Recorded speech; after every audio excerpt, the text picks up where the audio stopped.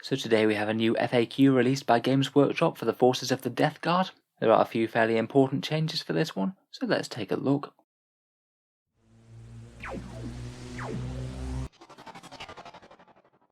Hello and welcome back to Auspex Tactics, where today we're just taking a look over the FAQ for the Death Guard Codex. Unlike some other past publications, it does seem that Games Workshop's quite happy with this one, as the FAQ is really quite brief. However, each one of the points is relatively big news for the Death Guard army, so let's take a look at what we've got. So first up we have a slight nerf to Flash Outbreak, one of the Death Guard's more powerful abilities, where it allows them to put one of their Contagion of Nurgle abilities on a unit other than their Warlord. Basically the entire Codex gets Contagions of Nurgle, and they have a bunch of Plague Company specific Warlord traits that allows them to take another interesting Contagion debuff on your Warlord from that Plague Company.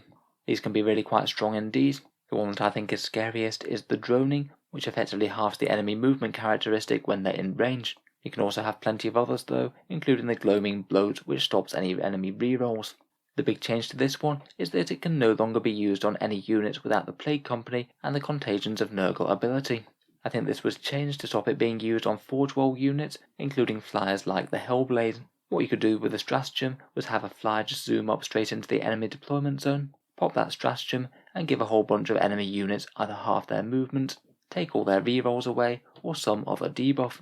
I suspect it wasn't intentional that you were able to do that, but for me it sounds like it's more of a problem with the flyers than the rest of the Forge World units, so I'm not sure if a better solution might have been just to take it away from flyers as opposed to all Forge World units in general.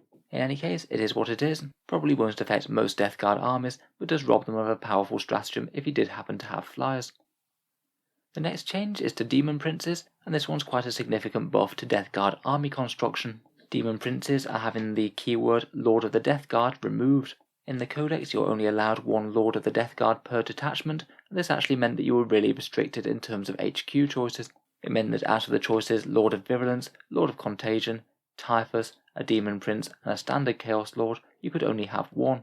Basically, if you were trying to fill out a battalion, you'd have to pick up either a Malignant Plaguecaster or Sorcerer if you wanted to actually run the detachment.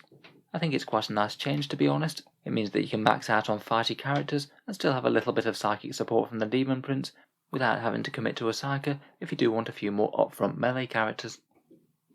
Last, and perhaps really quite annoyingly for Death Guard players, is a bit of a nerf to Inexorable Advance. As we all know, Death Guard have really quite slow movement, but one of the perks of the new Codex was that they're immune to movement characteristic modifiers. For me, it certainly seemed like the intent was that they weren't going to be slowed by things like difficult terrain, things like woods and craters in Warhammer 40k, which on the battlefield of 9th are perhaps the most common way that your movement will be decreased. Unfortunately, I believe that rules as written, it wasn't actually a modifier to the movement characteristic, even though it seemed like that was the intent to me. Now, Inexorable Advance is unfortunately really quite a niche ability. It's only really going to apply to things that actually modify your movement characteristics that are unleashed by your opponents, things like certain psychic powers and stratagems. Bit of a shame this one, I think. I don't think it was really all that bad allowing them to keep their 5-inch movement. They were never really going anywhere all that far very fast anyway. Otherwise, besides those, there are no other changes. Kind of a surprise, seeing as there's quite so many fairly complex interactions in the book. They seem to have decided that everything else is working as intended. So let me know what you think of the changes down in the comments below. Feel free to subscribe to Auspex Tactics if you'd like to see more like this. And if you'd like to help keep these videos coming, feel free to check out the Patreon page as well. That's down in the video description. I do try and have a few nice perks for people who help to support the channel. In any case, a massive thank you for listening, and I'll hope to see you guys next time.